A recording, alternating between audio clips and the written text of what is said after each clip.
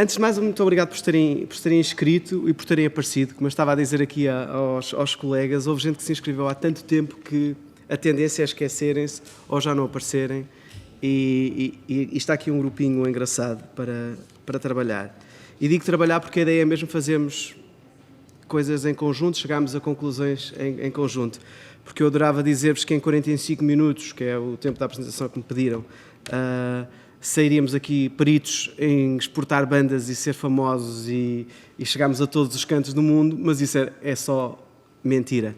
Portanto, a ideia não é essa, é dar algumas luzes, algumas às vezes também esclarecer algumas ideias formadas, alguns preconceitos relativamente à área da exportação da música e da música em geral que existem.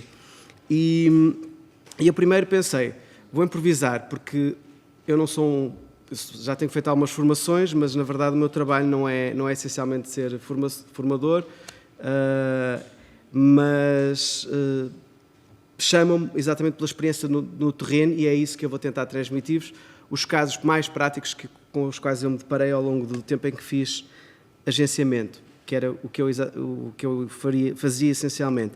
Agenciamento que em Portugal, salvo algumas exceções, não é só marcar concertos, é ir para a estrada, fechar contas, é ser manager, é tudo isso. Mas isso dá-nos alguma estaleca, porque temos que estar sempre atentos àquilo que se passa, a cada uma das situações que temos à nossa frente, e eu já me estou a alongar e quase a adiantar coisas que eu queria dizer. Mas então, para não improvisar e para não dispersar, tenho uma cábula e vou assumidamente usar esta cábula portanto, não achem estranho que eu esteja a olhar para baixo, porque no fundo acho que é mais fácil e para não me dispersar.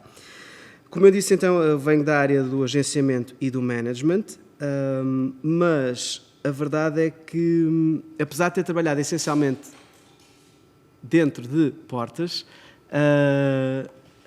eu acredito e tenho a convicção de que realmente não é muito diferente vender um concerto em Portugal como vender um concerto lá fora. As técnicas ou as ferramentas não são assim tão diferentes. Eu ainda há pouco, em jeito de brincadeira, disse às 3 pessoas que chegaram antes, comecem a trocar contactos, porque no fundo é a base de muitas coisas, e isso é de facto uma das coisas que faz a diferença, é a rede de contactos e as relações de confiança que vamos estabelecendo. E elas funcionam tanto cá dentro, no terreno nacional, como a nível internacional.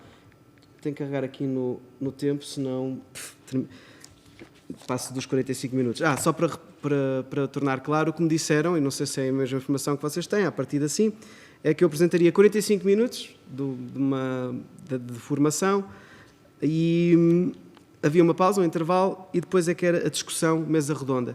E eu confesso que acho que o mais interessante é a discussão. Portanto, ao invés de me interromperem enquanto eu estou a falar, que é uma das formas possíveis de fazer as coisas, talvez seja melhor tirarem notas e depois falarmos no final, nesse tal momento de troca de ideias. Além da tal experiência no terreno que eu vos quero transmitir, há informações mais teóricas que me passou ao iPortugal e que também fazem parte de todo este esquema ou das tais ferramentas para a exportação. E isto não é uma ciência exata. Se forem outra formação, algumas pessoas vão dizer outra, vão perceber que há pontos que estão em contacto, mas não há propriamente a tal fórmula, ainda que eu sinta que, apesar de tudo, agora começa-se a pensar mais nisto que se faz. E eu acho que também parte do princípio das pessoas que estão na área também sentirem-se mais à vontade de partilharem as suas experiências, porque até há bem pouco tempo guardavam-se contactos, guardavam-se técnicas, as pessoas não queriam partilhar porque eram ranhosas, não, porque basicamente achavam que isso era concorrência e isso ia prejudicar o seu trabalho. Eu acredito exatamente no oposto, é que quanto mais partilharmos, acho que toda a gente fica a ganhar. E surgem informações como estas que, no fundo, é algo que eu nunca tive. Nunca ninguém me ensinou a fazer agenciamento, nem management, nem exportação de bandas. E agora espero que isto vos sirva de alguma maneira.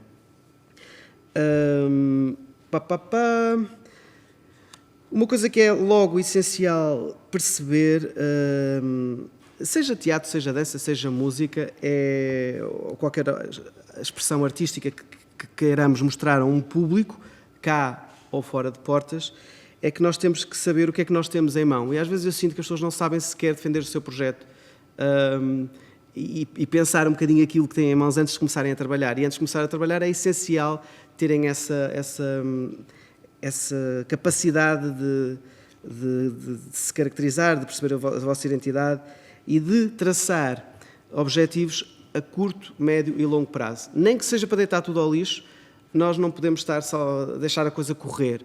Se o nosso objetivo é o Reino Unido, vamos então perceber o que é que vamos fazer para poder chegar ao Reino Unido, ou quais são os passos, etc. Entrou mais alguém na sala, eu só queria perceber o nome. Entrou mais alguém, ou foi impressão minha? É aquele rapaz ali, está de saída. Vais participar? Adeus. Até já, então. Ok. Então, das várias bandas com que não sei se vocês estiveram a investigar, senão também não é necessário, mas das várias bandas com que eu trabalhei, seja em agências ou a título individual, houve algumas que tiveram alguma relevância fora de Portugal. E, por ordem alfabética, que é como eu faço sempre em tudo, para não evidenciar ninguém, foi o caso do Bruno Pernadas, dos Ditch Days, Minta and the Brook Trout, Noiser, Salvador Sobral, The Heading West e Walter Lobo. Eu acho que daqui o mais conhecido é naturalmente o Salvador Sobral e também é aquele cuja experiência internacional se mantém e é mais consistente do que os episódios que as outras bandas que eu referi foram tendo. E, na verdade, ele mantém uma agenda carregada de concertos pela Europa e não só, continua à procura de novos territórios e os outros nem por isso. E às vezes não é por falta de vontade, é por outros motivos que nós também podemos ver mais adiante. E todas elas tiveram formas diferentes de tocar lá fora. E umas tiraram maior proveito da sua prestação lá fora, outras foram só dar uma volta. Ou seja, não deixaram marca e acabaram por não dar seguimento àquilo que queriam fazer. Portanto, a ideia de que a maioria das pessoas tem relativamente à música portuguesa exportável, o que também é bastante questionável, o que é exportável ou não, mas é que apenas o fado e o maioritariamente cantado por mulheres é que vinga no estrangeiro. Temos a Amália Rodrigues, que é o expoente máximo, que para mim é um exemplo que só ela merecia um estudo completo, porque ela fez o que fez e chegou onde chegou, sem internet, sem os tais contactos privilegiados, sem ser apenas para as comunidades imigrantes, porque também é um circuito válido como outro qualquer, mas não, ela ultrapassou isso. Portanto, temos a Amália como o expoente máximo, na altura que foi e continua a ser uma referência. Agora temos outras fadistas, a Ana Moura, a Carminho, a Cristina Branco numa determinada parte da Europa, mais a Holanda, Norte da Europa, tem aí um circuito. E a Marisa. A Marisa, para mim, é a mais próxima da Amália neste momento. Já é a diva. É daquelas pessoas que chegam ao aeroporto e vai uma limusine buscá-la. A nossa banda indie de pop rock não vai ter uma limusine, quanto muito vai de metro. Mas também, fora do fado, eu queria também acabar com essa ideia que só o fado é que é exportável. Há outros exemplos. Há os Municipal, que são um belo exemplo do do-it-yourself, porque marcam tudo sozinhos, fazem tours intermináveis e têm sucesso, porque não basta ir lá fora e ter tipo 30 pessoas a assistir, isso é ir lá fora, mas isso não é internacionalização, e os Municipal a esse nível conseguiram já, e conseguiram no passado e continuam a manter isso, fazer uma carreira mais lá fora até do que cá dentro. Ou por opção, ou porque quando realmente se investe muito lá fora, sobra pouco tempo para tocar em Portugal.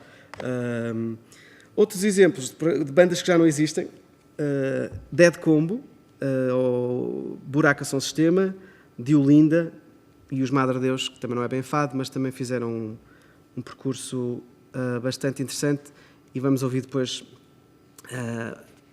o depoimento curto do agente e manager deles na altura, para percebermos como é que ele trabalhou a banda nos anos 90. Estes são os exemplos mais imediatos, mas há mais, e há bandas até mais pequenas, algumas que não têm grande expressão até em Portugal, mas que têm um percurso lá fora bastante já sedimentado, sim. que qualquer um de vocês poderia dar como exemplo. Agora, feita a introdução, vamos ver o que é isso da indústria da música nos dias de hoje, e é para isso que eu vou usar o belíssimo PowerPoint feito pelo Nuno Saraiva da iPortugal para explicar 3 pilares que são essenciais para 3 modelos de negócio que, no fundo, trazem-nos fontes de rendimento para poder avançar para a exportação. Porque muitas, eu também pensava assim inicialmente, muitas pessoas acham que exportar música ou a internacionalização é tocar lá fora, é o palco, que é o grande objetivo, vamos tocar lá fora, está feita a nossa internacionalização, mas a verdade é que há outras formas de chegar lá fora, até antes de pisar um palco, que nos garantem essa possibilidade de pisar um palco, com as condições que pretendemos. E no fundo, as tais fontes de rendimento podem vir da própria música mal ela é construída, mal ela é posta cá fora. E então, numa altura, e para não me perder vou mesmo ler, numa altura em que o consumo de música se faz essencialmente online, ao contrário da Amália Rodrigues, em plataformas, seja o YouTube ou o Spotify, o rastreamento do lucro do streaming é essencial e uma forma incontornável de obter rendimento com o nosso trabalho e esse rendimento servir para investir numa carreira internacional. Já que as pessoas ouvem música através do YouTube, do Spotify e dessas outras plataformas que são imensas, vamos tirar o proveito delas. E muitas vezes não é feito o tal rastreamento. Sejam bandas grandes ou bandas pequenas, não há quem esteja lá a perceber para onde é que foi esse dinheiro, porque ninguém nos vem bater à porta, isso é seguro. Mesmo cá em Portugal, com a SPA, se tiver dinheiro nosso, não nos vai dizer, atenção, tens aqui o teu dinheiro. Temos que ser nós a fazer esse rastreamento, com uma figura chamada publisher, que eu daqui a pouco vos falarei, mas é importante estarmos atentos a essa forma de rendimento, que é, a música é estática, mas pode estar-nos a dar dinheiro, na verdade. E então, apesar da forma nova de ouvir e consumir música ser digital, ter afetado bastante a cópia de vendas físicas, à escala global, a verdade é que este mesmo streaming também favoreceu a disseminação da música e a nossa música chega a qualquer ponto do mundo a venda internet. Isto na teoria, porque na prática, para chegar a qualquer ponto do mundo, é preciso fazer com que ela seja ouvida pelas pessoas certas e chegue aos canais certos, mas a verdade é que não é preciso enfiar um CD num envelope e mandá-lo pelo correio para quem quer que seja e esperar que ele ouça a música. Agora é mais fácil. Portanto, é uma vantagem, seguramente. As várias plataformas digitais facilitam a colocação das músicas em playlists, aqui e fora de portas, e consequentes partilhas em qualquer canto com ligação à internet, que era o que eu estava a dizer agora. Os 3 setores ou torres da música são eles: os direitos de autor, os direitos conexos e a música ao vivo. Não sei se vocês conseguem ler, a minha cabeça não está à frente de nada, certo? Conseguem ver? Ok. E há uma confusão bastante comum que convém esclarecer desde já. Não sei se vos passa pela cabeça esta confusão, mas normalmente há quem confunda os direitos de autor e os direitos conexos. O que é que são uns e o que é que são outros? Ambos trazem rendimento. O tal rendimento que estávamos a falar, o rastreamento do lucro, vem desses direitos. Os direitos de autor servem então para proteger os autores, sejam os escritores, os produtores, compositores musicais, etc., em relação à obra que eles criaram, e contam com sociedades de gestão coletiva, como a SPA, para a salvaguarda e pagamento desses mesmos direitos. Os direitos conexos, que talvez seja mais difícil não tão habitual, nós ouvimos este termo, são atribuídos aos artistas cuja interpretação ou execução de uma obra fica registada numa gravação de áudio ou de vídeo. São os cantores, os músicos que gravem o disco. Uma coisa é quem escreveu uma música, outra coisa é quem a interpreta. E muitas vezes é a mesma pessoa, muitas vezes é o autor que vai interpretar a sua própria música, mas quando assim não é, o direito conexo, o cantor está associado ao direito conexo e não ao direito de autor. No caso do cinema, os atores que entram num filme, o texto foi escrito por alguém, o guião, os atores estão nesta gaveta dos conexos, e daí associarem-se as editoras fonográficas e a entidades como a Audiogest e a GDA. E é o que aqui diz: direitos conexos estão ligados às editoras fonográficas, ou seja, quem produz o objeto disco, e os direitos de autor a quem criou. As editoras autorais é o próprio do autor. A Audiogest, através do serviço de licenciamento, autoriza empresas e entidades públicas e privadas dos mais diversos setores a utilizarem música gravada na sua atividade. Quando vocês vão ao restaurante e veem, antes era a licença da Passe Música, agora passou a ser a Audiogest, são eles que permitem que a nossa música esteja a passar no centro comercial e, supostamente, o autor que escreveu efetivamente recebe esses dinheiros. E quem está a cantar, na verdade. Quando estamos a falar da Audiogest, está mais associado aos tais conexos. Pronto. E esta distribuição desse lucro é dada aos direitos dos produtores, quem produziu o disco, e aos próprios artistas. É dividido. É a Audiogest que faz essa gestão. Aqui está outro slide, que vai complicando. À medida que vai avançando, vocês vão vendo mais nomes, mais exemplos, e eu não vos quero assustar. Isto é uma parte que parece um bocado acessória, mas, na verdade, são pistas que eu quero que fiquem na vossa cabeça, porque, ainda que possam e devam ser aperfeiçoadas, podia fazer uma formação só sobre isto, só sobre direitos conexos e só sobre direitos de autor, etc. É importante, antes de chegarmos ao palco, que é a nossa discussão, falarmos também disto. As editoras, então, as editoras fonográficas são as editoras de discos, que distribuem as edições físicas e digitais, e daí vocês verem os exemplos da Universal, da Sony, Warner, só majors, ou seja, só grandes editoras, e também as independentes estão aqui. Não são referidas, mas também fazem parte das editoras fonográficas, e cada vez mais há mais discos editados de forma independente, com estas editoras mais pequenas. E as editoras, exato, as editoras autorais musicais, que estão ligadas então aos direitos de autor, que estão associadas ao publishing. E o publishing, no fundo, é o que gera aquelas outras utilizações das obras musicais. As outras vertentes, tipo uma letra, que esta é a mais óbvia, ou uma partitura. Nós podemos vender uma partitura e ela pode ser utilizada, podem utilizar essa partitura e fazem uma nova música, um novo arranjo através dessa partitura. E tem que ser gerido pelo publishing, pela parte do publishing. E a recolha dos direitos de autor, andar ali tipo cobrador de fraco relativamente aos direitos de autor. Modelos, onde é que isto passa?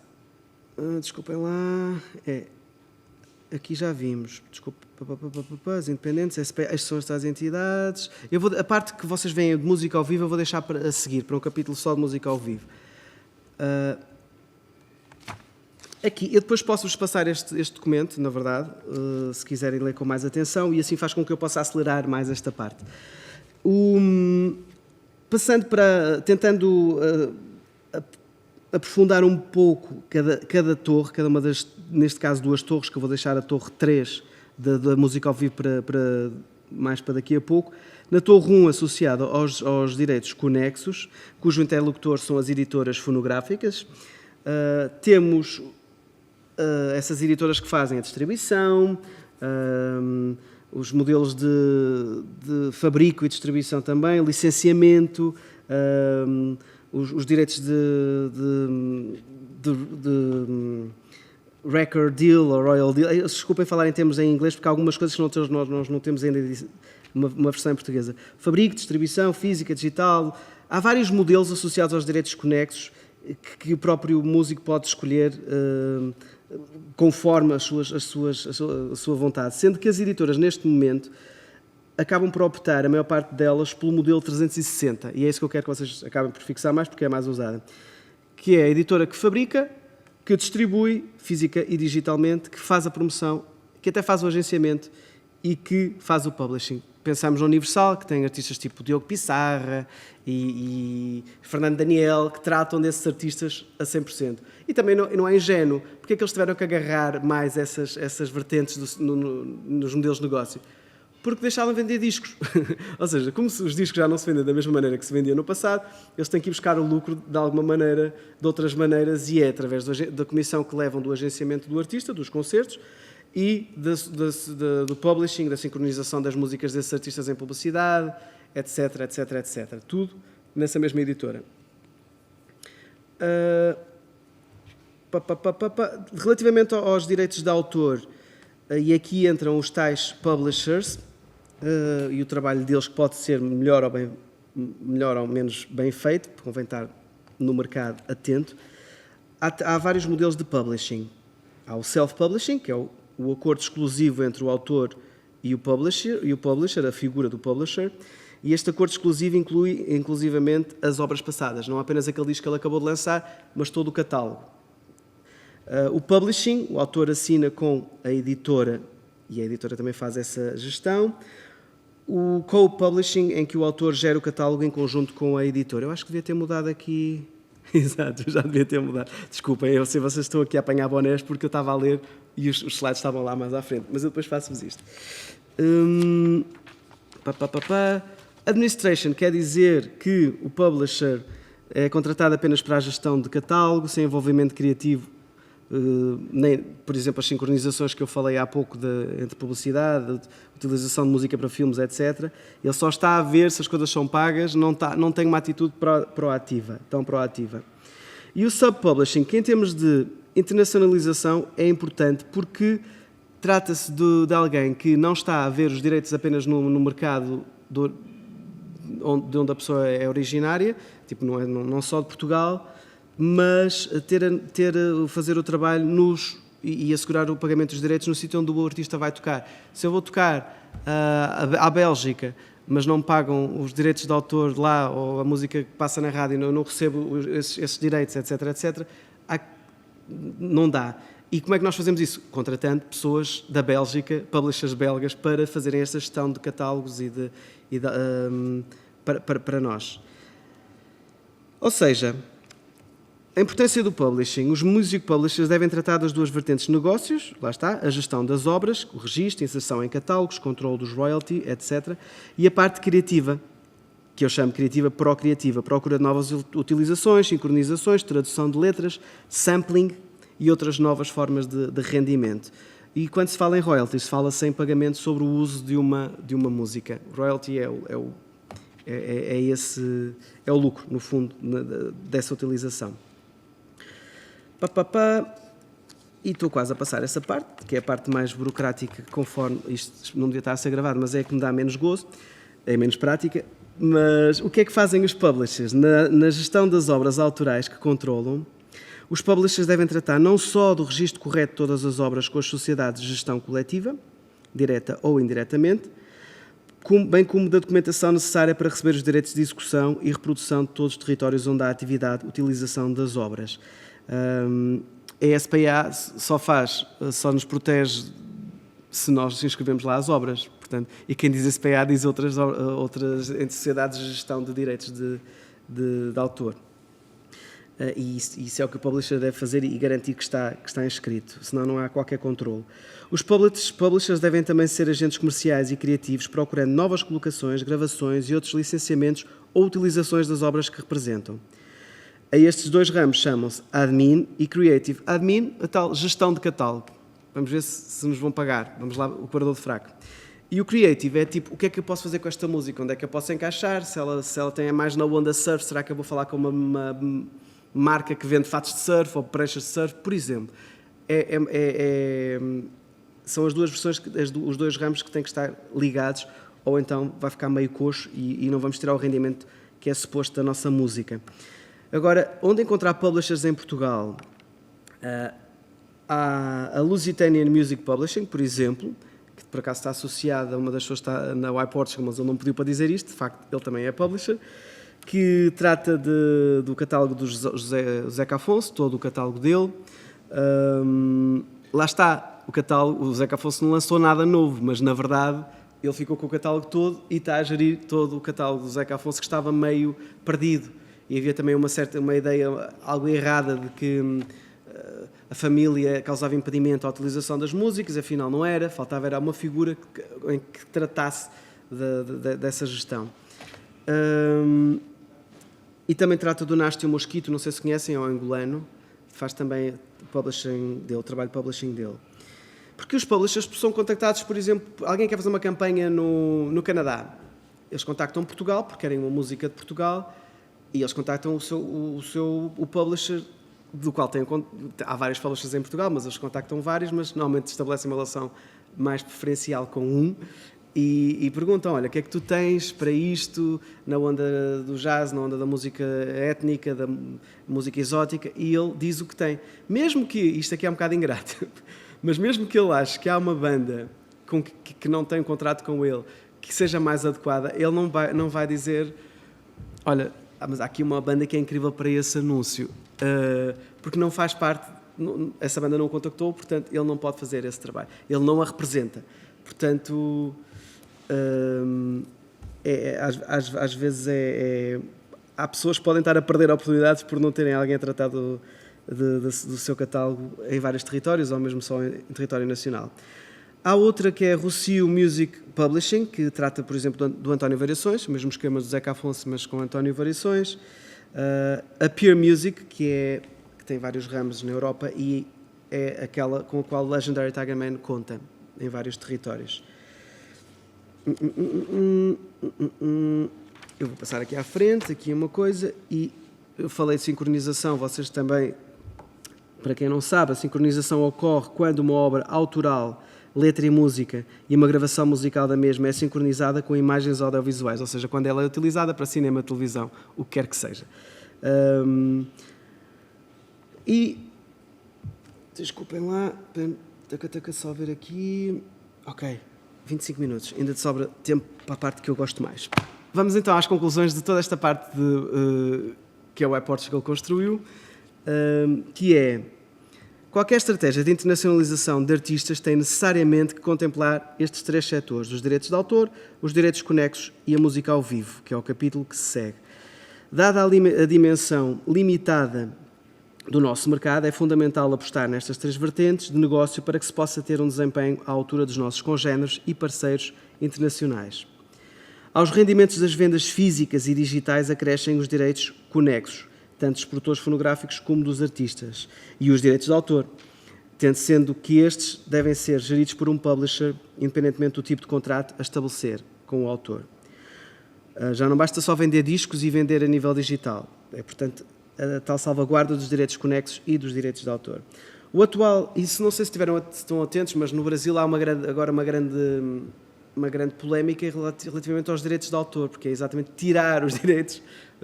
O governo não quer pagar sejam artistas, sejam atores, sejam os direitos de utilização das suas imagens e está ali uma salganhada total. Portanto, isto é um assunto que está na ordem do dia e isto só mostra o quão importante é a salvaguarda e estamos atentos a esta parte do negócio.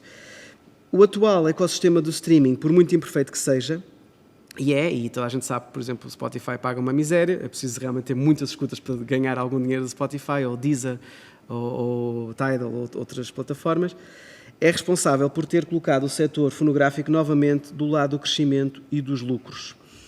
É fundamental artistas e editoras trabalharem em conjunto para assegurar o valor da música nas plataformas digitais, é mais ou menos a mesma coisa, e a aposta na internacionalização é fundamental para um mercado de pequena dimensão como o nosso, até porque é difícil chegar a grandes números no streaming só com ouvintes em Portugal. Portanto, há que fazer chegar a nossa música também, não só no palco, mas através destas plataformas.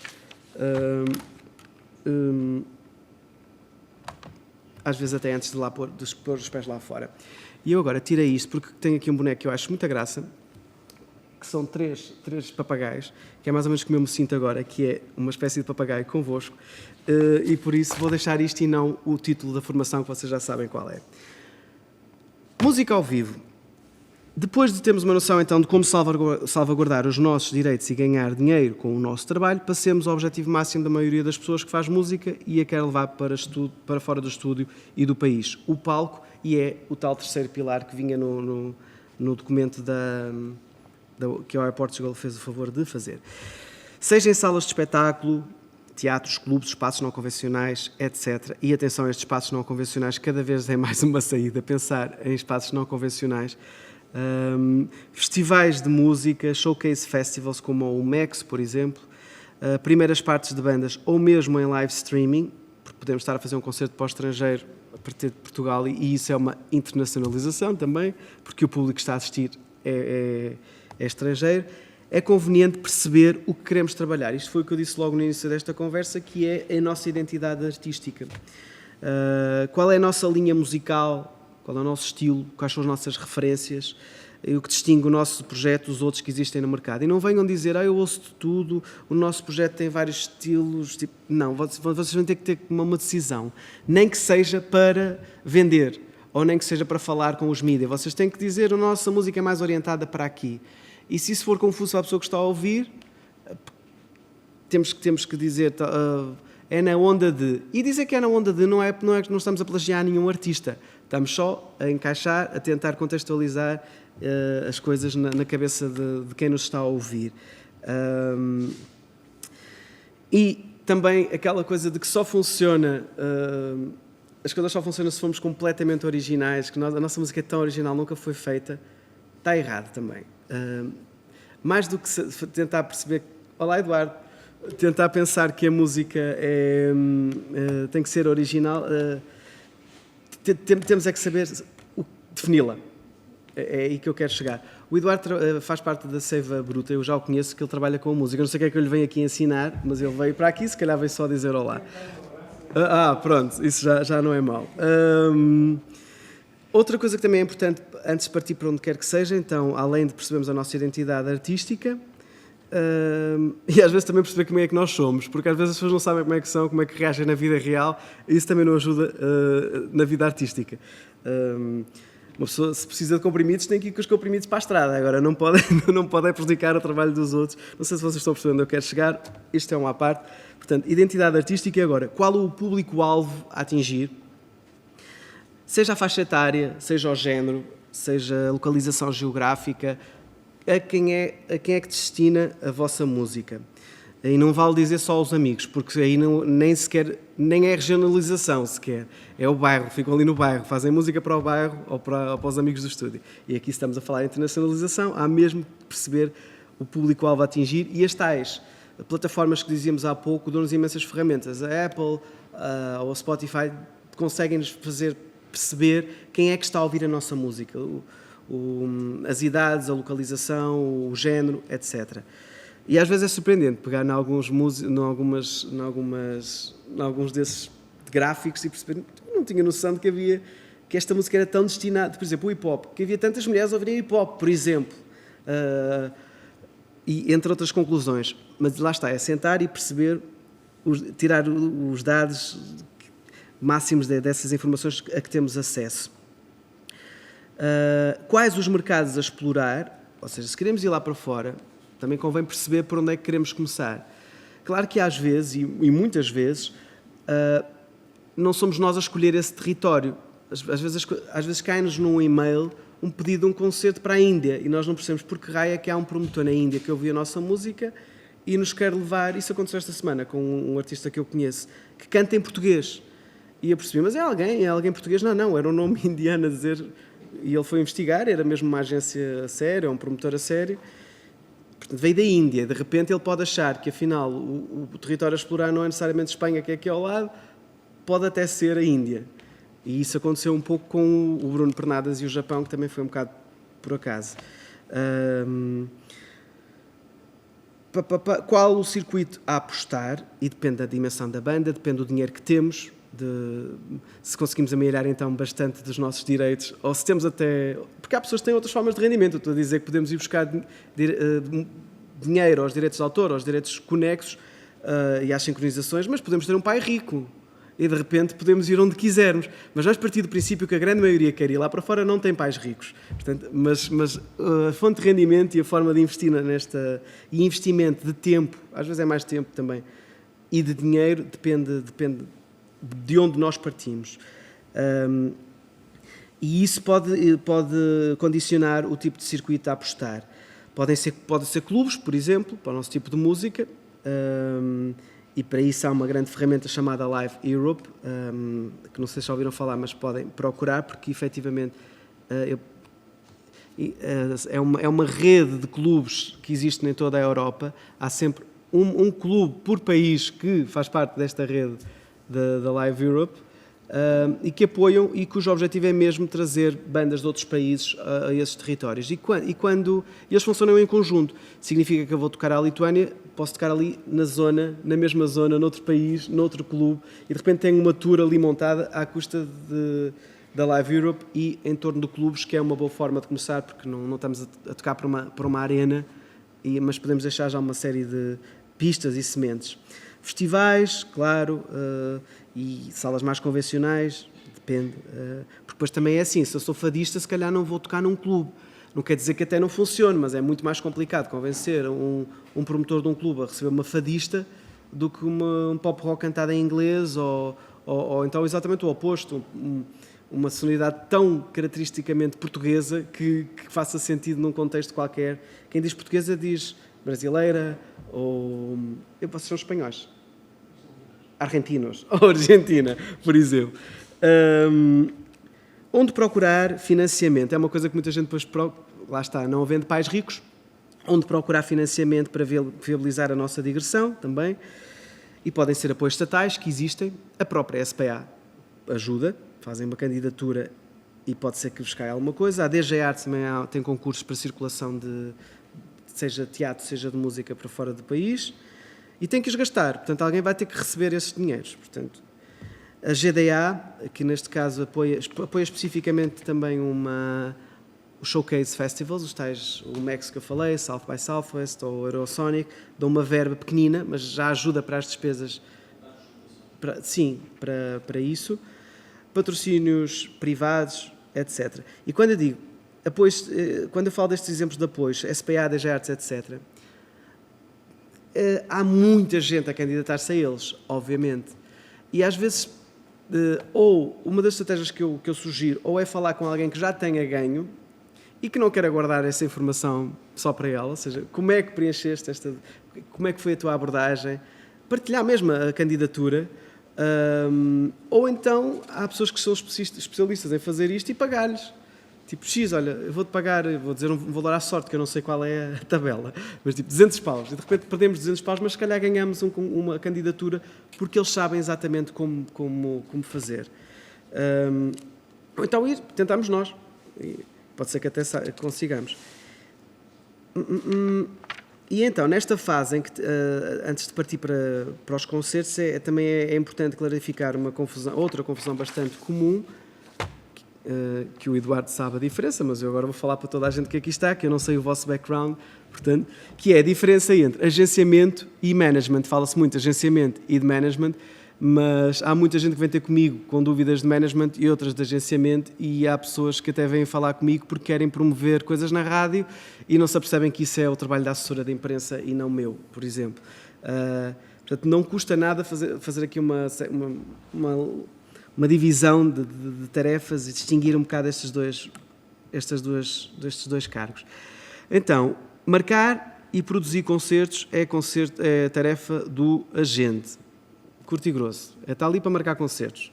E quando digo produzir, é porque é ele que normalmente, nas tais agências portuguesas em que não há muita gente e que se acumulam funções, também é ele que trata de alugar das carrinhas, de contactar este e aquele, reunir as equipas, horários, etc. É o agente que acaba por fazer isso. Definir estratégias, fechar acordos comerciais com marcas, por exemplo, promover parcerias com outros artistas, encontrar editora, encontrar publisher, de quem falamos, contratar assessoria, gerir e salvaguardar direitos legais do artista, muitas vezes é a tarefa do manager. E digo muitas vezes porque isto aqui dos direitos legais do artista supostamente era o publisher que fazia, mas muitas vezes é o próprio do manager que assume essa função também. O que é o management? Isto eram as diferenças e o que é o management? É a gestão de carreiras, é a atividade, a organização estratégica dos artistas que mais engloba os 3 pilares da indústria da música. No fundo é o manager que tem que estar mais atento àqueles 3 torres que eu vos mostrei há pouco. Ele tem que estar totalmente capacitado e informado, e isto do informado é importante porque muitas vezes nós estamos a fazer o nosso trabalho e esquecemos de olhar à volta que é que aquela banda está a fazer, que tour é que ela está a fazer, ou por onde é que ela anda a tocar, que música é que as pessoas estão a ouvir. Estamos no nosso casulo e de repente, por mais que possamos até nem gostar de determinada rádio, de vez em quando temos que sintonizar para perceber é isto que as pessoas ouvem, é isto que está a ser marcado no país. E porquê? E tentar perceber porquê. Não é que queremos ser iguais, mas não podemos estar a fazer este trabalho e ser autistas. O manager tem que estar sempre atento àquilo que se passa à volta. Concordando ou não concordando, ou identificando-se ou não identificando com determinadas formas de trabalho. E tem que estar informado para gerir bem a carreira do artista nas 3 vertentes, mapeando os revenue streams, é um estrangeirismo, mas no fundo é os lucros de cada uma, num plano de negócios cujo objetivo é fazer crescer o artista, assegurando uma carreira viável em vários mercados. O manager constrói e dirige as várias equipas, mas não deve ser nem o editor, nem o agente do seu artista. Isto é bonito, mas na verdade, a maior parte das vezes o manager é o próprio do agente. A não ser que consiga desempenhar várias funções sem conflito de interesses nem falta de capacidade técnica. O manager deve ter pleno conhecimento da indústria, que é o que eu estava a dizer, ser empático e ter capacidade de comunicar em vários contextos. Isto é teoria, obviamente. Eu conheço managers que têm zero empatia, mas eu prefiro os managers que são empáticos. Acho que na vida, eu acho que temos mais resultados se formos empáticos, se nos colocarmos no lugar dos outros, do que vestimos a pele do mauzão. Porque isso não é defender um artista. Defender o artista é pôr-nos do lado do outro e perceber o outro está a defender isto, bom, mas o meu lado é este, como é que eu vou chegar aqui a um acordo para ninguém sair prejudicado? Porque senão o tal mauzão, com falta de empatia, até resolve naquele momento, mas nunca mais vai tocar naquele sítio, nunca mais vai chegar a uma banda que nada tem a ver com a banda que causou algum problema naquele momento, naquele contexto, não vai lá por causa dessa falta de empatia. Eu acho que, enfim, ser empática é essencial.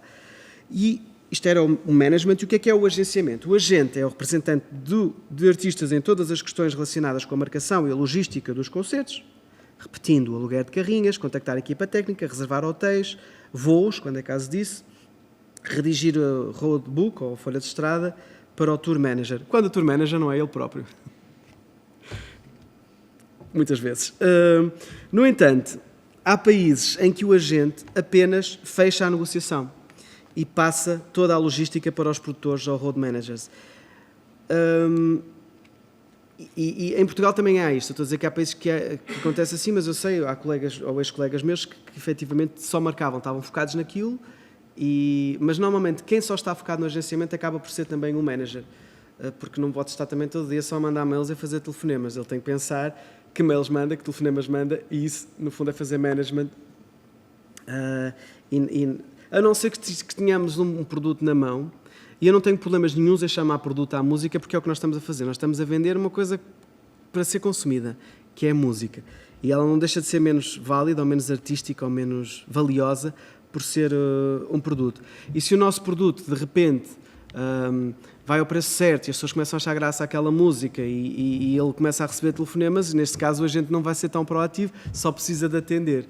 Então a tal pessoa que só marca concertos tem o trabalho muito mais facilitado, porque é só discutir preços, tipo, mais nada, não é, mas são muito raros, ainda mais no nosso país tão pequeno, os casos em que seja só ficar sentado à espera que os telefonemas caiam. Já assim foi. Nos dourados anos 90, os da Weasel, que agora também é um bocado a mesma coisa para que regressaram, mas os Silence 4, ou uma série de fenómenos que nos 90, inícios de 2000, efetivamente tocavam, só não tocavam mais porque não queriam ou não podiam. Mas agora nem essas bandas funcionam da mesma maneira. Há que haver uma proatividade do agente, ou do manager, ou de ambos. As qualidades ou características que o agente e o manager devem preservar ou aprimorar. Resiliência, capacidade de resposta imediata a imprevistos, adaptação a novas formas de trabalhar, seja com novos colegas ou novos artistas completamente diferentes uns dos outros. Porque mesmo dentro de um catálogo, a forma de trabalhar um artista ou a forma de comunicar com um artista não é a mesma. Eu comecei por trabalhar o Carlos do Carmo, mas no mesmo catálogo havia o os Poppers, por exemplo, ou os Primitive Reason. Obviamente que a forma de trabalhar com o Carlos do Carmo não é a mesma que trabalhar com os Primitive Reason, nem o trato. Portanto, também é preciso sabermos, e se calhar vem outra vez aquela palavra, a empatia. Porque as pessoas são todas diferentes umas das outras e é preciso saber trabalhar de várias formas. Disciplina, organização, estratégia e, muito importante, vamos a sublinhar isto, saber gerir expectativas, as dos artistas e das bandas e as nossas. Porque às vezes é muito fácil nós acharmos que isto tem um potencial brutal, os resultados começam a não vir e as pessoas começam a desanimar. E no internacional, igual, porque se é difícil receber uma resposta em Portugal, também nem sempre é fácil chamar a atenção de um agente promotor estrangeiro. Lidar com incerteza e falta de respostas é, infelizmente, comum e é necessário saber gerir prioridades e manter a nossa sanidade mental. E agora, será que a fronteira entre management e agenciamento está bem definida? Claro que não. E isso não é necessariamente um problema, até porque a percentagem de bandas que têm manager externo é bastante inferior à das que assumem esse papel, para além de criarem a sua música. Pessoalmente, eu assumi sempre o papel de agente manager. Nunca fui manager oficial. Só agora que deixei o agenciamento é que sou manager. Enquanto era agente, nunca dizia que era manager. No entanto, eu estava diariamente a tomar decisões de management. Antes de sair um disco, ainda o disco estava a ser gravado, ou antes da escolha de um videoclipe, ou à procura do tal, a fazer de publisher também. Isto não era ser agente, e era o que eu também fazia, daí eu ter criado, que não criei nada, mas a ter assumido este papel de agente manager. Porque estou próximo, e quero estar próximo dos processos diários de criação e de trabalho, a pensar e a discutir as coisas com o artista. O artista que se deve envolver no seu próprio crescimento. Isto também é uma coisa que às vezes falha, que é, uma vez que um artista nomeia um manager, um agente ou um publisher também, já que falamos hoje do publisher, fica à espera, de braços cruzados, e não, ele deve se envolver, ele deve trabalhar em conjunto com essas pessoas, e os planos que são feitos a médio ou longo prazo devem ser feitos com ele. E eu ainda acrescentaria outra pessoa, outra figura, que era a da promoção, a da assessoria de imprensa, que não pode ser feita em cima do joelho. Há trabalhos que têm que ser... tem que ser rápido. Que tem que começar mais cedo para criar barulho à volta do artista. Deixa eu ver se falta muito. Agora vai ser a correr. Obrigações do artista. Uma página oficial profissional com uma newsletter dinâmica e seguidores atentos. Às vezes não é preciso serem muitos, mas serem pessoas que estão atentas, porque essas vão espalhar a palavra e organicamente vamos chegar a mais gente. Presença regular e pertinente nas redes sociais, mais apropriadas para a divulgação musical. E normalmente o Instagram passou a ser. O Facebook, há quem acha que está morto, não é. Para determinados públicos ainda bomba, ainda funciona. Até o LinkedIn, que deixou de ser só um sítio onde se põe um currículo. De repente o LinkedIn já é um espaço de divulgação e com pessoas que nos seguem, que são da nossa área, logo terão interesse em ler aquelas coisas. Presença cuidada nas maiores plataformas de streaming, ou seja, existe o Spotify for Artists, vamos criar uma página Spotify for Artists bem feita, atualizada, uma boa imagem, com as referências que nos coloquem depois ao lado dos artistas a quem nós queremos ser associados, que senão de repente associam o Salvador Sobral ao Dino de Santiago. Não tem nada a ver em termos musicais. Se calhar quem ouve gosta...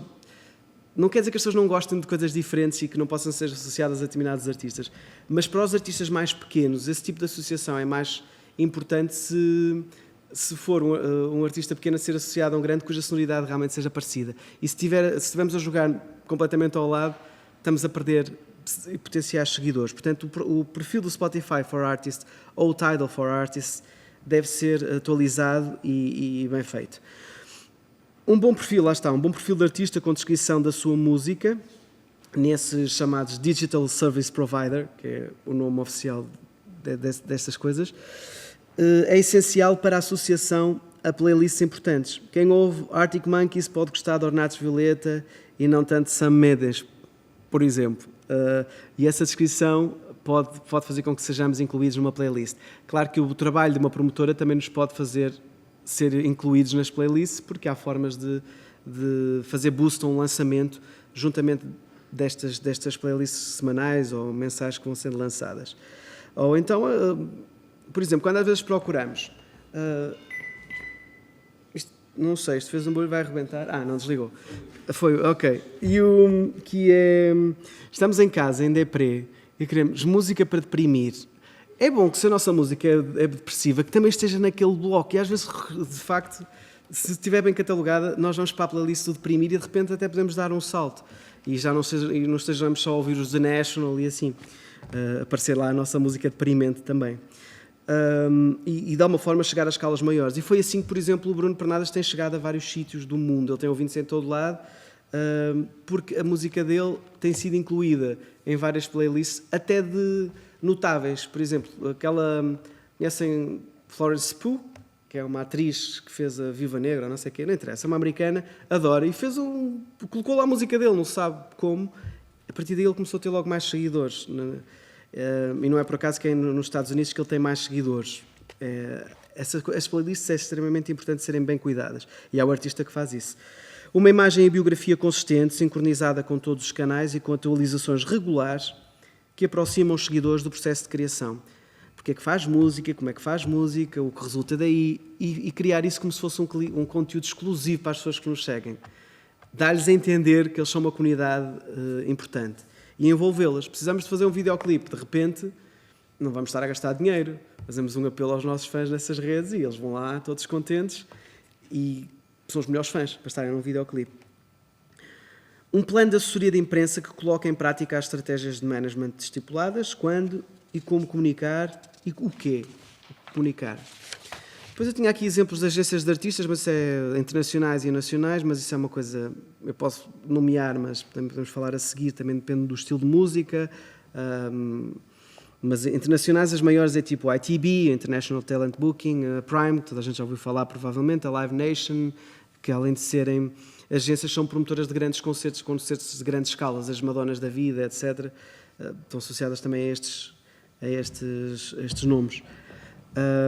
Por cá, Sons em Trânsito, Primeira Linha, Bairro da Música. Eu dei em primeiro lugar a Sons em Trânsito e a Primeira Linha porque são as para massas, efetivamente, são as maiores, as com mais dinheiro, porque também são as que estão a vender música para grandes eventos. Portanto, provavelmente estão-se a borrifar para quem está a começar, e também não sinto que sejam o tipo de agências que apostem muito no internacional. Primeira Linha, não estou a ver, traz artistas estrangeiros. A Sons em Trânsito faz isso com as fadistas, mas não é... A Bárbara Bandeira tem circuito suficiente em Portugal na cabeça deles, acho que, portanto, a internacionalização não passa tanto por eles. Mas são grandes, porque tocam muito, têm muito lucro. Tocam muito e caro. Então eu queria te dar aqui um lamiré, já que passei o tempo, dos exemplos práticos, os tais nomes com que eu trabalhei que foram lá para fora. Eu queria dizer-vos o que é que se passou. Então, o indie mais inusitado aí lá para fora é mesmo o Bruno Pernadas, não sei se já ouviram, mas podem. É música exótica, jazz, pop, é uma miscelânea. Se quiserem, lá está, a tal história de identidade. Se quiserem referências, tipo Stereolab, pronto, outras. Então, ele esteve em Espanha, porque, por incrível que pareça, é mais difícil ele ir à Espanha aqui ao lado. E também porquê? Vamos pensar, e isso também é preciso pensar, vamos ver que país é que temos e que tipo de música é que aquele país consome. E de repente temos os espanhóis que quase não ouvem falar em inglês. A nossa música é cantada em inglês. Portanto, para eles não é tão familiar, nem é tão apelativo ouvir... Eles dizem Las Piedras Rolantes ou Rolling Stones, é Sting. É normal que um artista indie português a cantar em inglês não seja a prioridade deles para exportação. Para importação, nesse caso é ao contrário. Às vezes é muito difícil tocar em Espanha, um bocadinho por aí. Mas claro que há eventos. O Primavera Sound vem de Espanha e foi nesse contexto que ele também tocou. Eventos de música indie onde há espaço. Portanto, mesmo nesses países onde à partida não há muita abertura para determinado tipo de música, vamos procurar os sítios onde nós podemos tocar. E como é que fazemos isso? vemos bandas parecidas com as nossas, que circuito é que estão a fazer, vamos lá outra vez, e por isso sigam tudo. No meu Instagram só sigo páginas de artistas e de agências e tudo, parece spam, mas é importante para nós tirarmos ideias e percebermos onde é que as pessoas andam. Ainda agora o Calorama, os artistas que estiveram no Calorama, quase todos estavam ou na véspera ou no dia a seguir num festival em Málaga, que eu não conhecia ainda. Portanto, é um festival que eu já anotei, porque de repente percebi que havia ali pode haver ali uma porta, uma abordagem a fazer num país que é a Espanha, que tem as tais dificuldades em aceitar a música cantada, que não é cantada em espanhol ou em castelhano. O Bruno também foi ao Japão já 2 vezes, Tóquio, Osaka e depois novamente Tóquio. E porquê?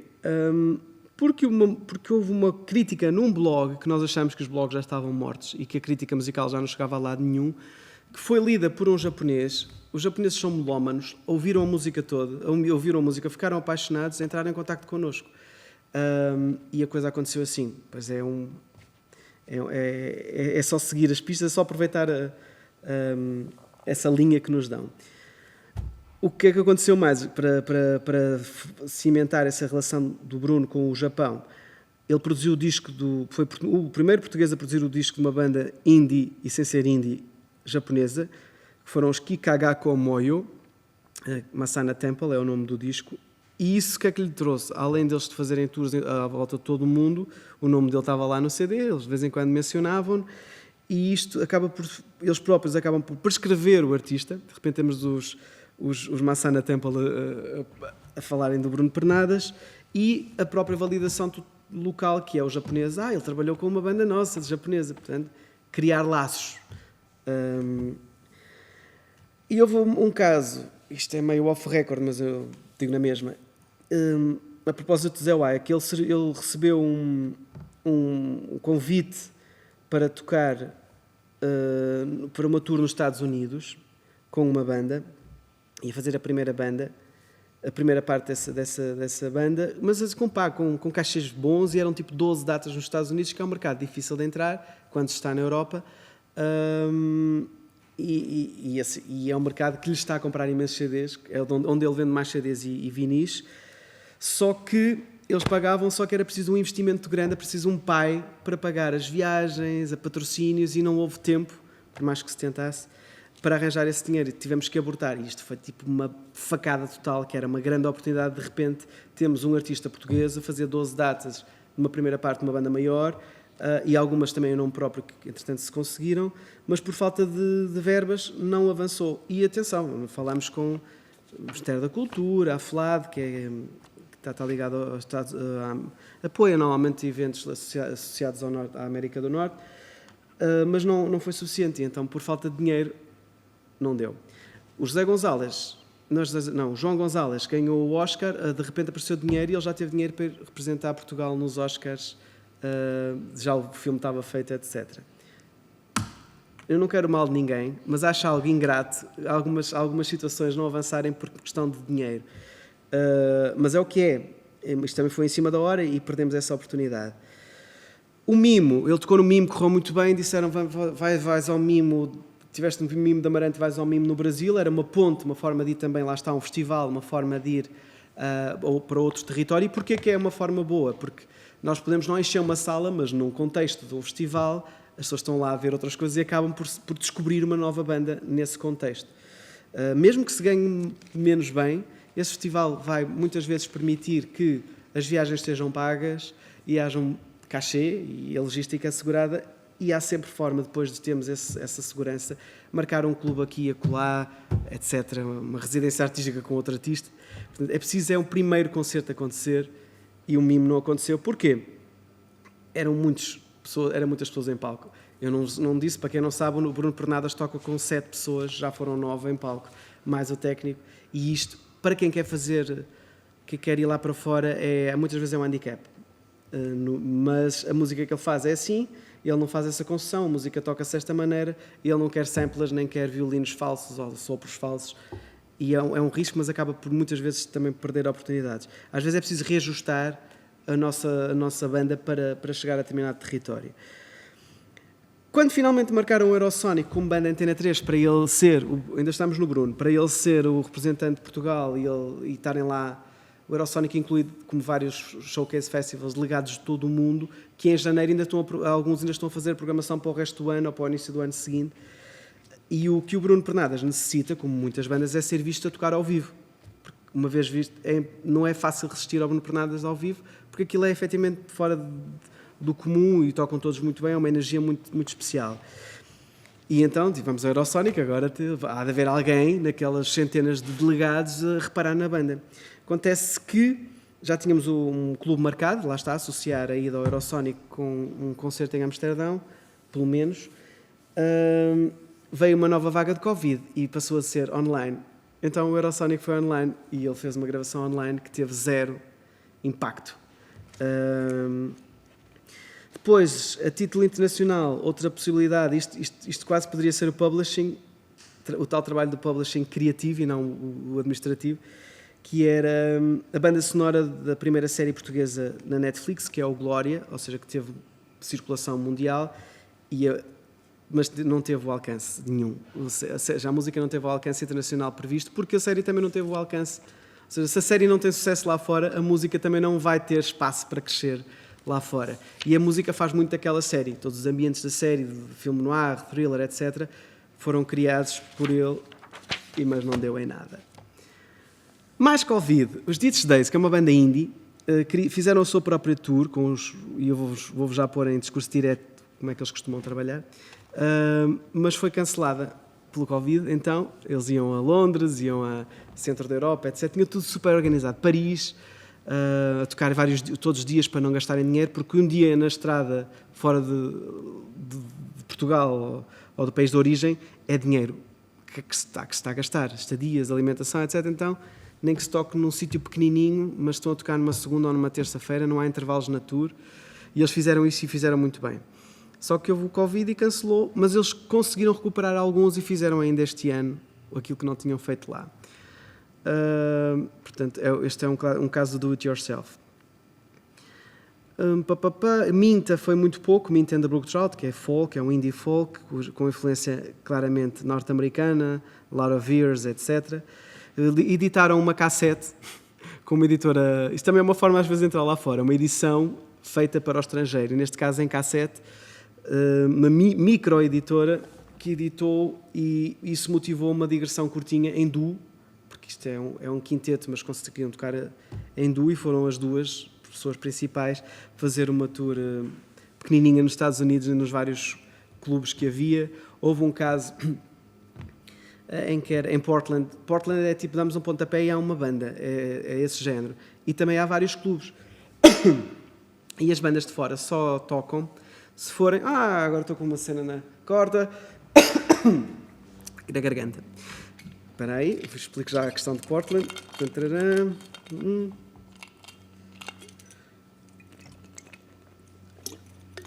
Vale. As pessoas só conseguem tocar, se forem de fora, se for com uma banda local também. E eles, através de MySpace, sim, ainda falamos de MySpace e Facebooks, etc., chegaram à Shelly Short, com quem se identificaram, trocaram mensagens, que é uma artista americana, uma de milhões, mas pronto, e que é de Portland, e disse: olha, eu não posso tocar em Portland agora, porque já tenho um concerto marcado com o meu projeto, portanto não vos consigo ajudar, mas eu vou criar um projeto. Ela criou um projeto, sem ser Shelly Short, para poder tocar num barzito e Minta tocar na mesma noite. Ou seja, essa estratégia foi feita. Isto é tal solidariedade que é preciso haver e que às vezes não há, porque nestas coisas fala-se muito, mesmo quando se vai a showcase festivals. Nós não podemos ir lá com a postura de nós queremos isto, queremos muito cá lá fora. Olha, toda a gente quer, não é? Mas não podemos ir com essa arranjem-me concertos. Nós temos de ir com a ideia da tal empatia primeiro e depois a permuta. Nós temos que ir com alguma coisa para dar em troca. Obviamente que a Shelly Short depois veio a Portugal e tocou tipo 2 concertos que fomos nós, Minta e eu, que organizamos em Portugal. Portanto, tem que haver sempre uma moeda de troca para a coisa funcionar. Mas isso ajuda. E eu estou-me a esticar, caraca. E houve outro caso que é... Vocês já devem ter ouvido falar, é o Weather Station. Já ouviram falar desta banda? É uma teve um dos discos do ano, no ano passado, nas listas indie. É também atriz e, entretanto, já cresceu bastante, já está nos line-ups, nas letras maiores dos line-ups dos festivais, porque normalmente as pessoas começam naquelas que é preciso uma lupa, depois vão subindo e chegam lá. Veio a primeira vez a Portugal a convite da Minta, porque ela gostava muito da música, queria vê-la ao vivo e convidou. Então ela aceitou, estranhamente. Às vezes basta fazer o pedido, isto é outra coisa. O não é garantido. Portanto, vamos fazer o pedido, vamos mandar um e-mail que se distinga dos outros. Tentem fazer um e-mail que seja minimamente original, é difícil, mas cuja abordagem não seja excelentíssimos senhores, que não seja amassador. E ela aceitou e veio. A primeira tour que veio cá fazer foi connosco. Tour conjunta. Exatamente o que aconteceu com a Shelly Short. Era Weather Station mais Minta and the Rook Trot.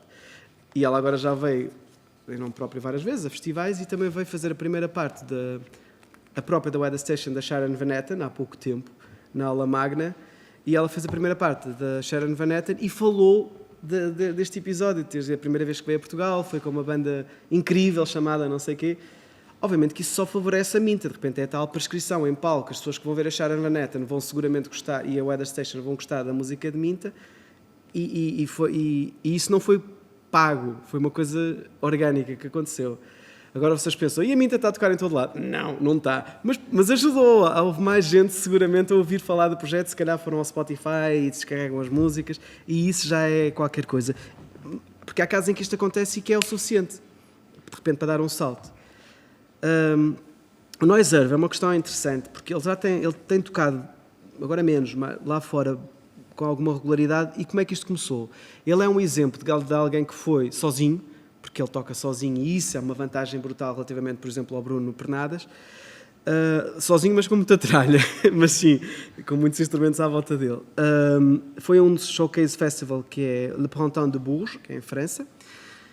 E é isso, às vezes não precisamos ter muita gente a assistir ao nosso concerto. Basta estar lá a pessoa correta, a pessoa certa. E estava lá alguém da Naive, que é uma editora francesa de discos, que gostou, editou o disco dele em França, porque às vezes é obrigatório, entre aspas, ter o disco editado numa edição no país em causa, mais a promoção feita também no país em causa associado ao disco, etc.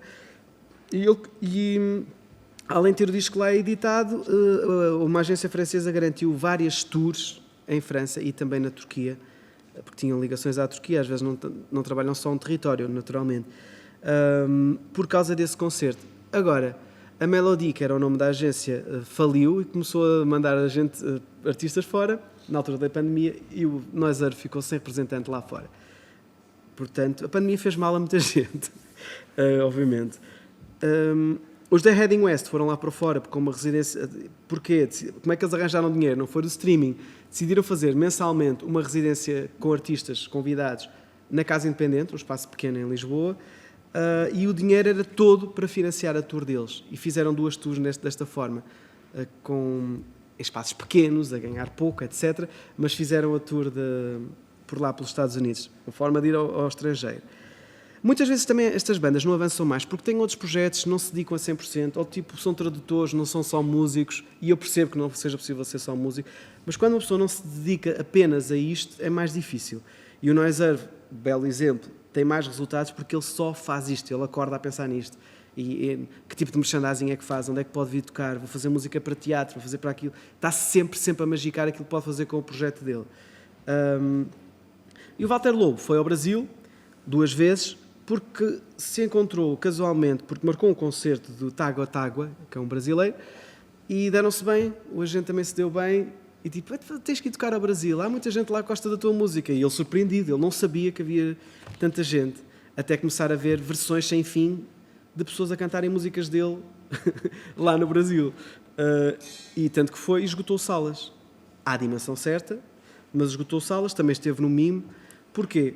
Por este encontro mega casual. Está quase, amigos. Salvador Sobral, já sabemos o que é que aconteceu, como é que ele fez. Ele antes tocava na fábrica Braço de Prata, espaços pequenininhos, à porta, muito mal pago, etc. O valor dele estava lá como artista, mas não tinha tido a atenção mediática que foi a vitória na Eurovisão, no Festival da Eurovisão. Uma agência espanhola que trabalha muitos pontos na Europa e com muito poucos artistas no catálogo, porque muitas destas agências que eu estou a dizer, a Prime, não sei o quê, têm tipo, tantos artistas que é impossível dar atenção a todos.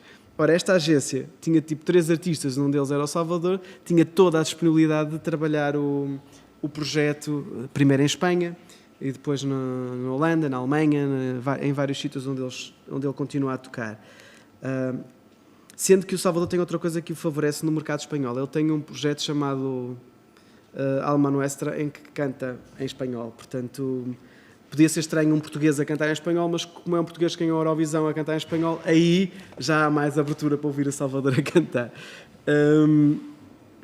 Arranja logo a editora Warner em Espanha normalmente dá-lhe uma força grande, quer em termos de distribuição, quer em termos de comunicação no país, que é no fundo onde ele toca mais, acaba por ser Espanha.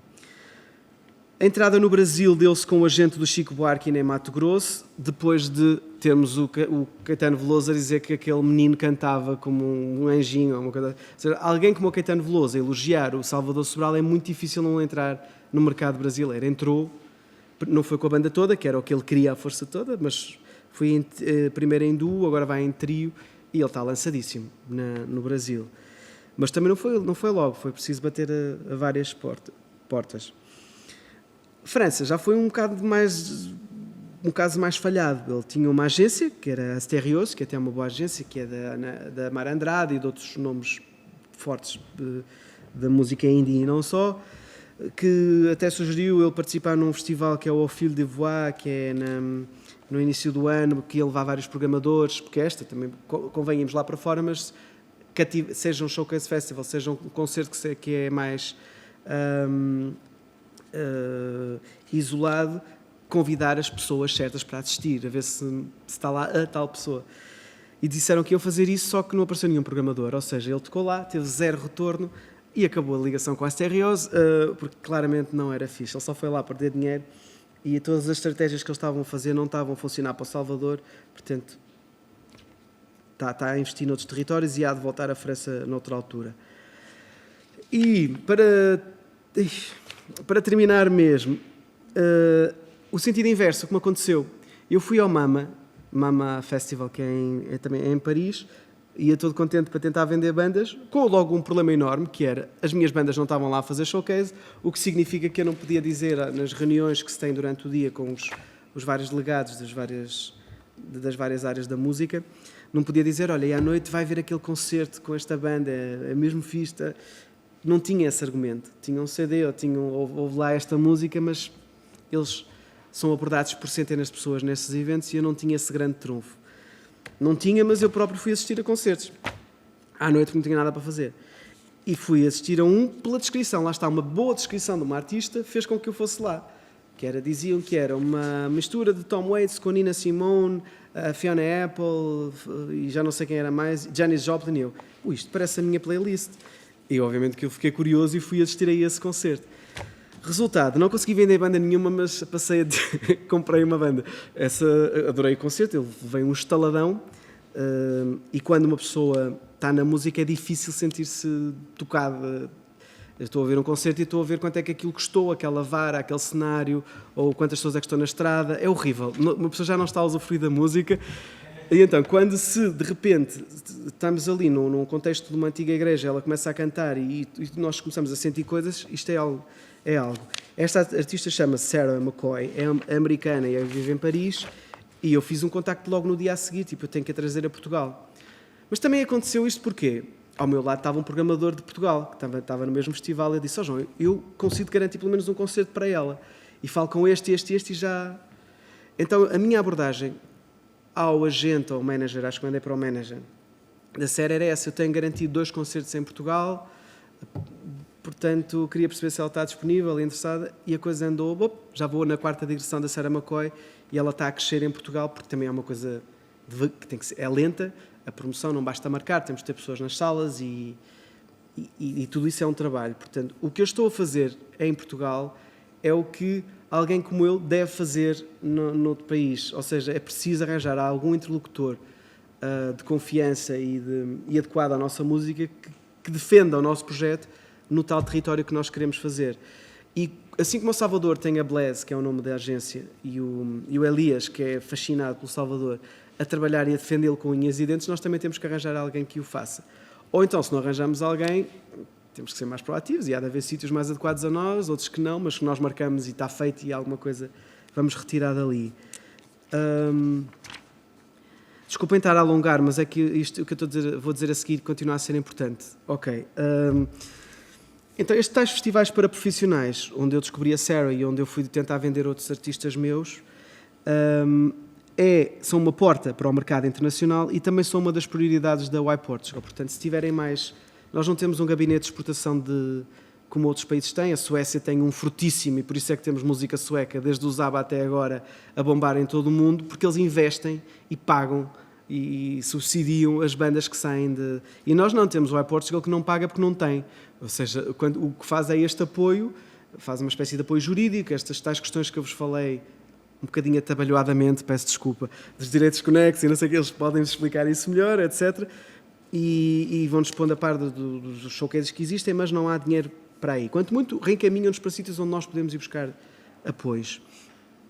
E há vários encontros do género, até em Portugal, mas é preciso então saber qual é o nosso objetivo antes de investir tempo e dinheiro nesta possibilidade.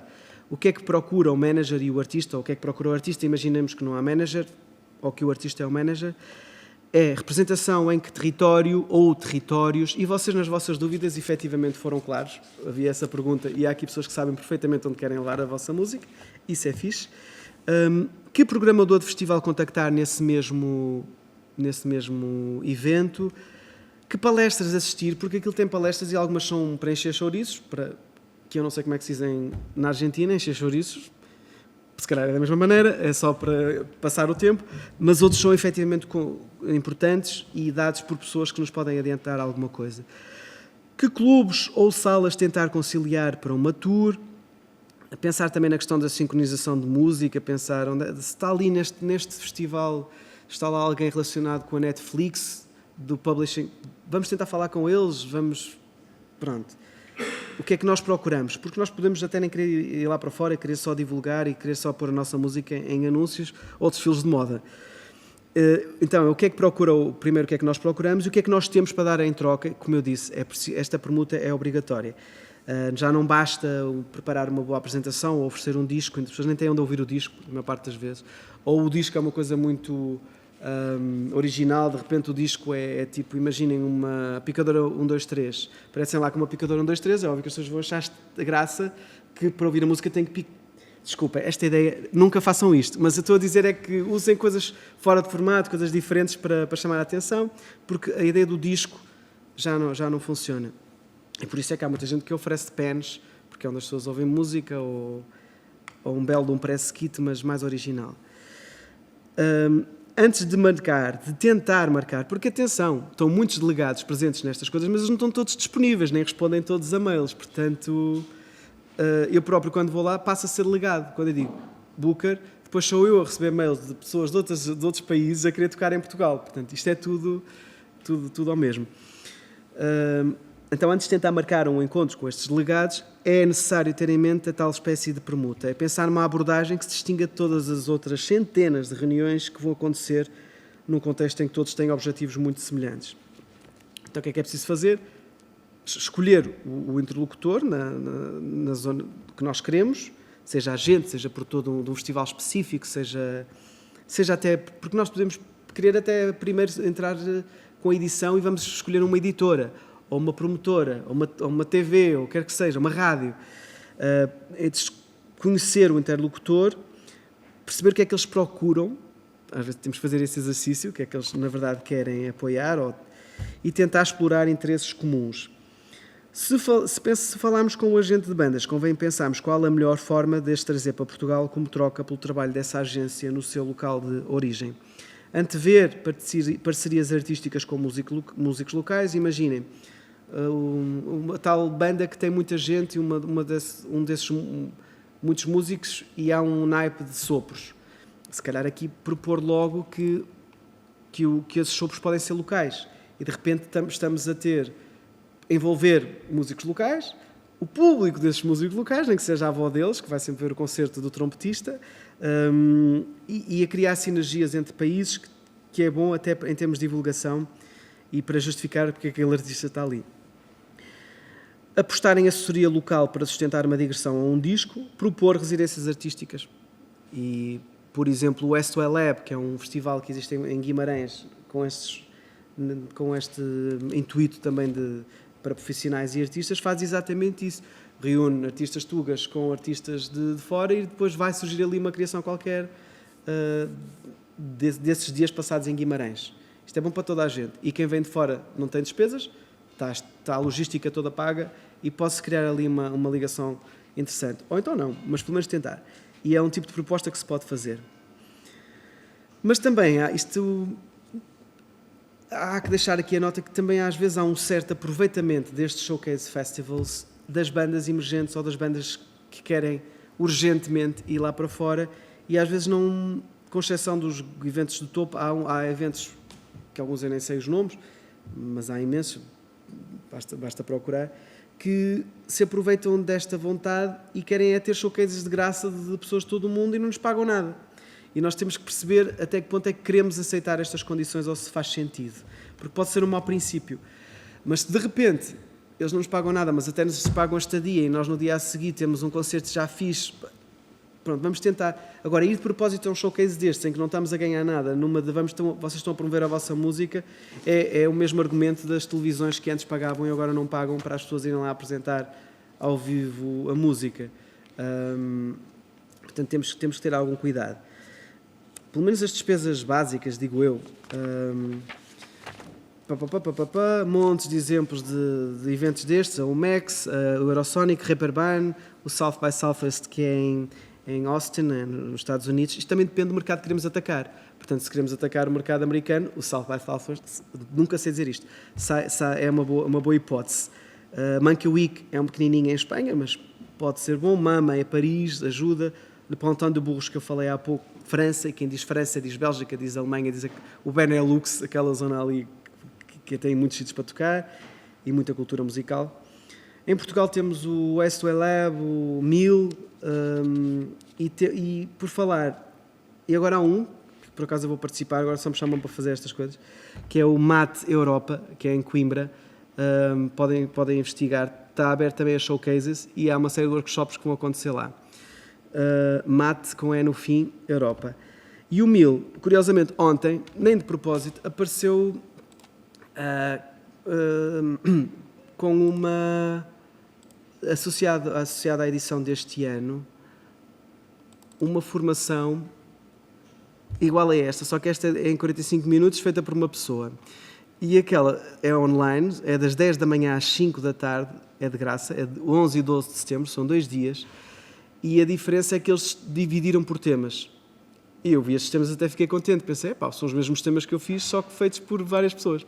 Então, as alíneas que eles vão falar no Mil vai ser distribuição de música em mercados internacionais e lá está, vão falar da gestão dos direitos de autor, dos direitos conexos a alguém só a falar disto, que é o Andras Bodrogi, da State 5051 Conspiracy, ou seja, alguém, por isso é online, podem ser estrangeiros a fazer isto. Alguém vai falar de estratégias de PR, ou seja, de promoção para a internacionalização, outra pessoa. Touring internacional e exportação ao vivo, este parece mais interessante, que é mais do terreno e é feito por um amigo meu, não é por causa disso, mas é o Hugo Ferreira, que já exportou nomes como a Surma, First Breath After Coma, nomes... Os Quinta Pancada, com que ele fez um trabalho impecável, que é uma banda de pessoas com paralisia cerebral, e ele pô-los a tocar numa digressão agora, está a decorrer agora, e eu estive diretamente envolvido nisto porque ele convidou-me para ir ao Eurosonic com ele fazer este trabalho. E já agora um parênteses, porque isto é muito importante, que é muito específico. Isto é uma banda de pessoas que têm paralisia cerebral. À partida, o destino deles era ficar na Associação de Paralisia Cerebral, a tocar a banda de garagem e não sai mais nada, a festa de Natal e pouco mais. Mas eles todos são pessoas que têm esperança de vida mais curta. Então, alguns estão já a chegar aos 50 anos, mas sempre tocaram. E fazem rock. O grande sonho deles era fazer uma tour. Então o Hugo Ferreira, como ideólogo e manager de eleição, a meu ver, disse, temos que arranjar forma de os pôr a tocar lá fora. Então qual foi a estratégia que ele arranjou? E imaginem, com esta estratégia, eu, delegado no Eurosonic, era impossível dizer que não. Primeiro, uma banda com necessidades especiais, como é que nós vamos dizer que não a uma banda? Isso é discriminação, logo, ponto, não poderíamos fazer isso. O que ele fez foi falar com os tais clubes que fazem o circuito das bandas indie, em Amsterdão, Bélgica, em vários países. Escolheu por países. A ideia era pô-los a tocar em vários países e de seguida, como as grandes tours de bandas indies, tem que ser tudo de seguida. Escolheu os sítios, foi falar diretamente com essas pessoas. Antes disso já tinha mandado a proposta e já os tinha aliciado com a proposta do projeto, a apresentação do projeto. O que ele fez foi convencê-los então a arranjar um período em que estivessem disponível e o projeto é o seguinte, não é só eles irem lá tocar, porque depois tem apoios da Europa criativa, que tem que favorecer a acessibilidade, etc, etc.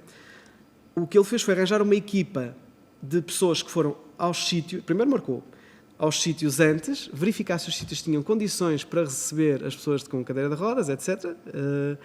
E depois é que vai agora, a mesma equipa de filmagens vai já com a banda fazer o mesmo concerto, filmar o concerto.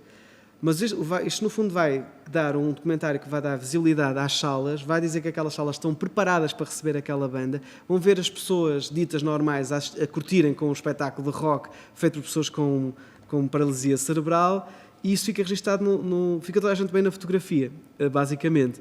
Fica registado no tal documentário. E mais, depois viemos a descobrir que em França também existe uma banda de autistas, só de autistas, ou seja, e eles foram falar com a banda de autistas. Isto é todo um projeto gigante, quando esta banda, que é a Quinta Pancada, estava na Quinta da Conraria, em Coimbra, a passar os seus dias, a ver passar os seus dias. Portanto, isto foi bem pensado e a coisa vai andar para a frente. É preciso ter trabalhar em várias frentes, arranjar os apoios e não sei o quê, mas foi feito. Portanto, nada é impossível. A identidade da banda estava mais que feita, não é? A tal história. Onde é que eles queriam tocar também estava. O período, e às vezes é bom definir um período para não ficar disperso, dizer nós só conseguimos tocar neste período, mas mesmo em Portugal é igual dizer a banda só está disponível a tocar neste período para os programadores não atrasarem a resposta, que é o que normalmente fazem se nós não colocamos esses limites. Portanto, o Hugo vai fazer parte vai falar do que é preciso quando se vai tocar lá fora, os mercados de música que interessam, os tais circuitos, como é que se alarga a base de fãs nesse território, estabelecer um orçamento, e ele é uma das pessoas que vai falar no MIL sobre isto.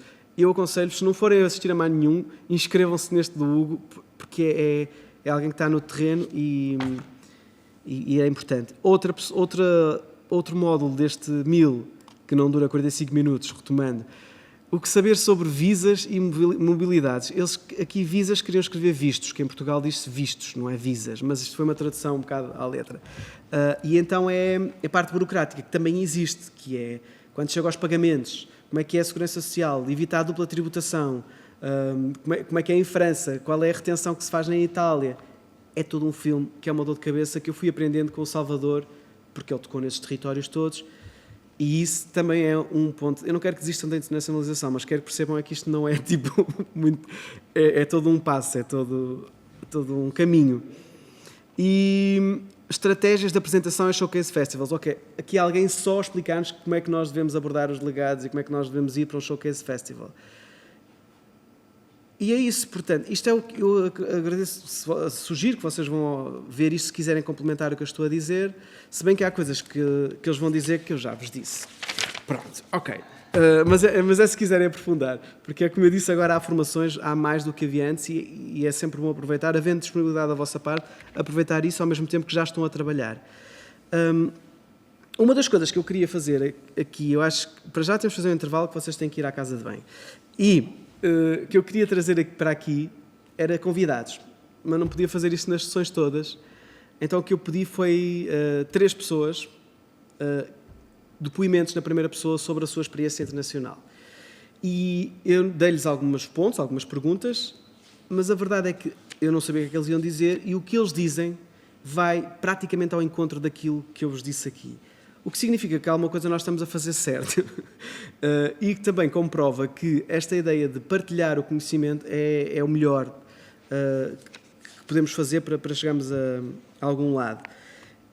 Nós vamos falar, agora em conjunto, a seguir ao intervalo, mas antes disso, eu se calhar, antes de começarmos, eu quero ouvir as vossas dúvidas. Eu tenho aqui também as vossas expectativas, que eram muitas desta formação, e vou tentar dar resposta a algumas, ou tentarmos em conjunto darmos respostas a tudo. Mas fazíamos um intervalo tipo de 10 minutos para voltarmos depois para os depoimentos e para a conversa. Pode ser?